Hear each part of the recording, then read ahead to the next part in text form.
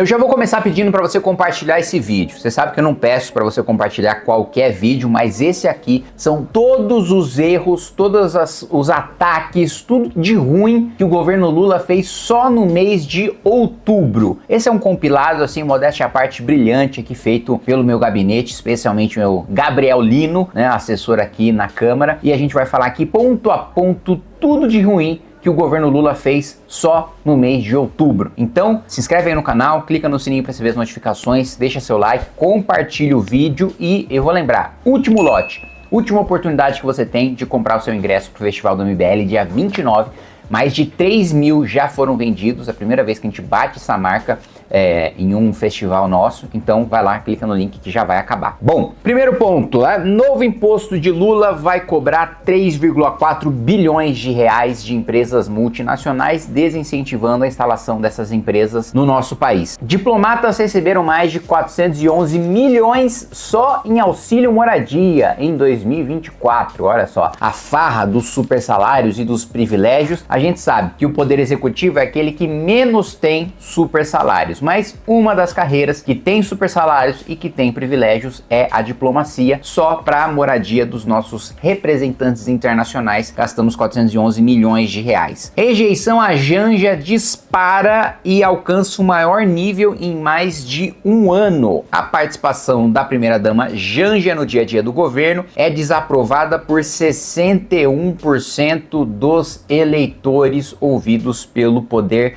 Data. Mesmo quem votou no Lula não gosta da Janja. Pensa numa pessoa que é unanimidade. Petista não gosta da Janja, antipetista não gosta da Janja. Lula amplia propaganda nas redes a um ano da eleição e foca soberania, IR e influenciadores. A SECOM da presidência passou a direcionar 30% da verba publicitária para sites e plataformas digitais. Pelo menos 20 influenciadores foram contratados para participar de campanhas desde agosto. Que vergonha, hein? Vocês que se vendem para o governo, vocês que muitas vezes cativam um público falando dos mais diversos temas sem se envolver em política e no final das contas para se vender por um trocado para o governo Lula, né? Contaminando todos os seguidores de boa fé que foram atrás do trabalho profissional de vocês, muitas vezes para falar sobre assuntos que não tem nada a ver com política. Vocês vão lá e metem uma propaganda do governo no meio, viu? Parabéns para vocês. O governo Lula limita o empréstimo do saque aniversário do FGTS. O trabalhador vai lá, recolhe o seu FGTS, não pode já sacar quando ele quer, já tem limitações, vem o governo e limita ainda mais o acesso do trabalhador ao seu próprio dinheiro. Veja só que bizarrice. Eu apresentei um projeto de decreto legislativo para sustar essa decisão do governo, coletei assinatura de cerca de 95 deputados, a gente precisa de 257 assinaturas para o nosso requerimento, a gente está muito distante ainda de conseguir, mas infelizmente se não tiver mobilização popular, se as pessoas não cobrarem seus parlamentares para permitir que o trabalhador tenha acesso ao seu próprio dinheiro, o parlamento não vai se mexer. INSS, sindicato de irmão de Lula, burlou rastreio de dinheiro. O sindicato ali em que o Frei Chico é vice-presidente recorreu a aspas, artifícios para a burla da identificação da origem do destino dos responsáveis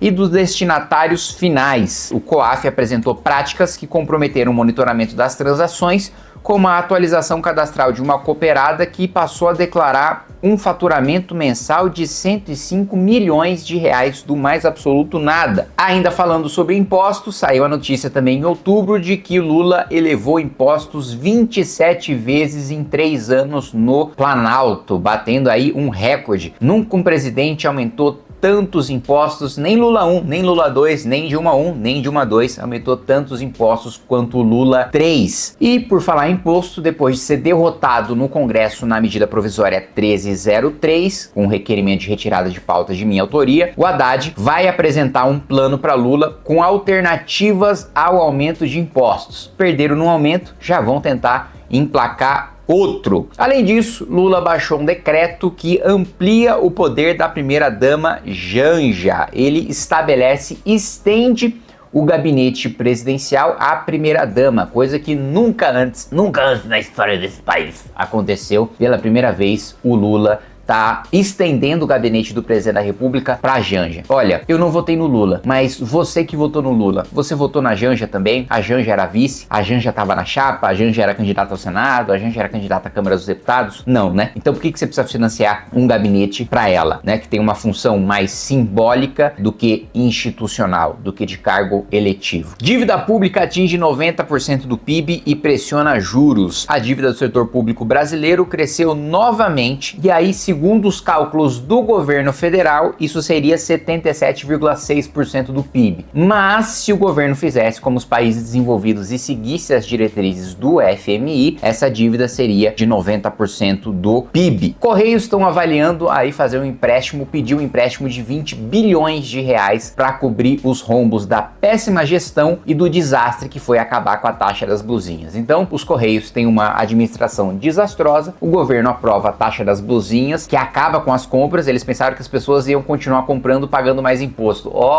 Descobriram uma lição básica da economia, que quando o preço aumenta, menos pessoas compram. Veja só que grande surpresa, né? Como se isso não fosse uma consequência lógica de qualquer pessoa que faz compra em mercearia. Você não precisa ser ministro da Fazenda, você não precisa ser formado em economia para saber que quanto maior o preço, menos pessoas vão comprar. O governo não entendeu essa lição básica de economia, não só não arrecadou o que estava esperando com a taxa das blusinhas, como também promoveu esse rombo bilionário nos Correios. Governo Lula vê risco de reprovação de contas pelo Tribunal de Contas da União. O Tribunal de Contas da União tomou decisões muito sensatas, dizendo que quando o governo estabelece metas fiscais, existe um nível de tolerância tanto para cima como para baixo daquela meta que ele estabelece. Agora, o que deve ser perseguido, o que as medidas do governo devem visar é o centro da meta. Então, se o governo estabelece uma meta de déficit zero, mas tem uma tolerância para o déficit ser de 30 bilhões, ele deve perseguir o zero. Se não conseguir e o déficit ficar entre 0 e 30 bilhões, tudo bem, mas o alvo tem que ser o zero. O alvo não tem que ser os 30 bilhões de rombo, os 30 bilhões de prejuízo. O governo tem que fazer todos os seus esforços para alcançar o zero. E o governo malandramente estava falando o seguinte: não, se tem uma tolerância de 30 bi, a gente pode manejar e planejar as contas públicas para ter 30 bi de rombo. Não, filho. A banda inferior, né, a banda de tolerância, existe justamente para você ter como objetivo o centro, e se as coisas derem errado, aí sim você tem um prejuízo de até 30 bi. Se você já persegue o prejuízo de 30 bi, você corre o risco de ter um rombo ainda maior, fora da tolerância da meta que você mesmo estipulou. O TCU tem tomado decisões nesse sentido e o Lula tá com medo de ter as suas contas rejeitadas. Devo lembrar para vocês que a última vez que um presidente teve suas contas rejeitadas pelo Tribunal de Contas da União foi a Dilma, que sofreu impeachment por pedalada fiscal. Bom, o ministro André Mendonça mandou bloquear 390 milhões de reais do sindicato do irmão do Lula, aquele sindicato que foi pego com dinheiro vivo e manipulando contas para lavar dinheiro, segundo o COAF. Justiça mantém uso de recursos públicos em viagens da Janja. Já não bastasse o governo promover essa imoralidade, né, da gente pagar viagens de luxo para a primeira-dama, muitas vezes ela nem está acompanhada do presidente da República, porque ainda é legal, né, ainda está na lei que uma autoridade pública, um ministro de Estado, um presidente da República, que vai fazer uma viagem oficial, ele pode levar a esposa, pode levar filho na mesma viagem, né? Agora a Janja estava viajando sozinha com o nosso dinheiro, como se ela tivesse algum papel de representação institucional. Não bastasse a imoralidade promovida pelo governo, agora a gente também tem o aval da justiça para isso. Estatais ficam no vermelho, mais do que compartilharem o mesmo partido, o PT,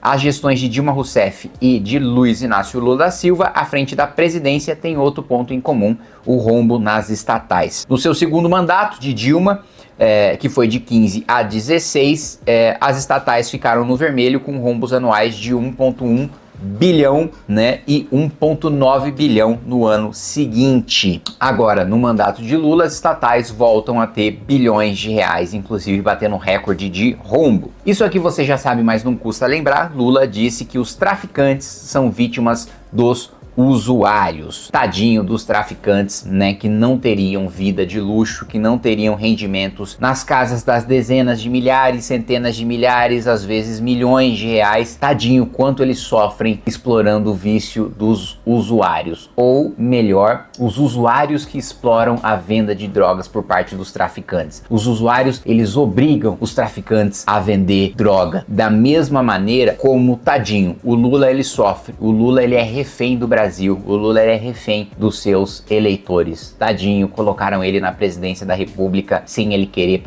para que ele passasse esse sofrimento de viajar o mundo com o nosso dinheiro. E imagina todos os assaltantes também que são vítimas dos assaltados, tadinhos, sendo obrigados a colocar arma na cabeça de uma pessoa, a roubar um celular. Pô, tadinho também dos agressores de mulheres que são vítimas das mulheres, tadinho de todos os criminosos que na realidade são vítimas das vítimas. Olha só que maravilha. Bom, COP30, a FAB gastou 6 milhões de reais sem licitação num sistema antidrone. Olha só que curioso, né? Quando é para promover operações contra o crime organizado, o governo não quer gastar nenhum centavo, nem com processo burocrático ou sem processo burocrático. Agora, quando é para fazer a segurança de estrangeiros, aí o governo, né, emergencialmente já providencia sem licitação 6 milhões de reais para adquirir novos drones, porque o povo brasileiro, ele não merece velocidade no combate ao crime, o povo brasileiro não merece drones de alta tecnologia no combate ao crime. Agora, o Brasil, para se fingir de país civilizado, aí sim ele compra para que os estrangeiros venham para casa, né? O governo Lula também impõe o fim de escolas especiais, as APAES e as Pestalozes. Gente, olha que loucura, né? Por trás de um discurso bonito de que, olha, pessoas que possuem deficiências, elas precisam estar nas mesmas escolas, né, de pessoas que não têm deficiência, elas precisam ser integradas. O discurso é muito bonito, mas a realidade é que a maioria esmagadora das escolas, ela não tem estrutura nem para alunos sem deficiência,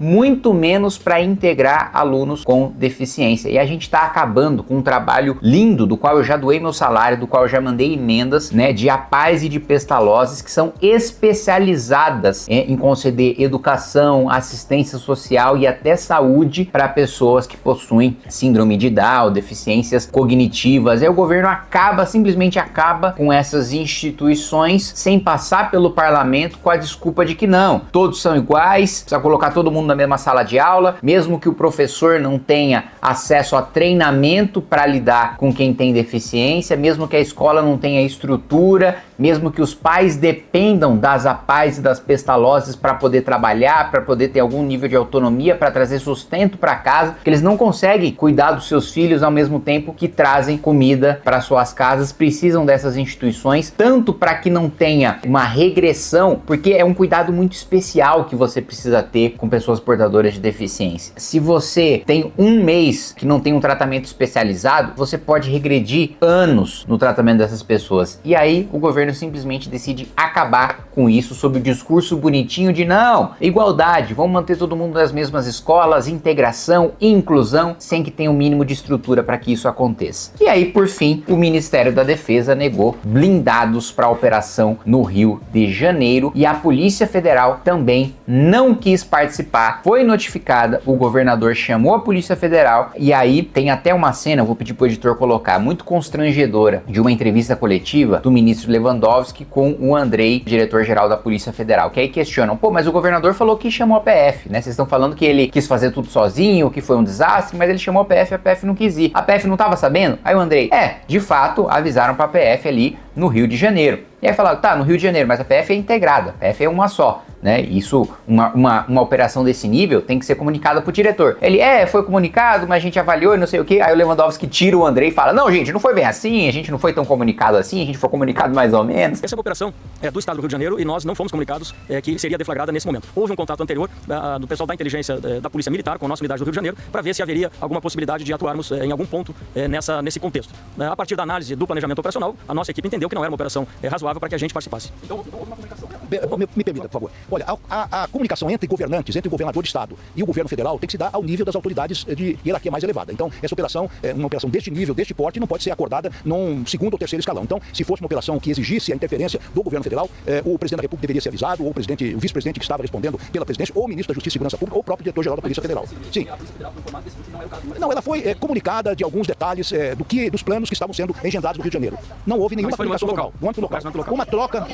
Assim, é uma coisa muito constrangedora, né? Muito fácil o governo criticar agora a operação no Rio de Janeiro, quando poderia ter ajudado, e mesmo assim, sem a ajuda do governo, ela foi um absoluto sucesso, com uma maioria esmagadora de criminosos sendo mortos, faccionados sendo mortos e com a preservação da maioria esmagadora da vida de inocentes.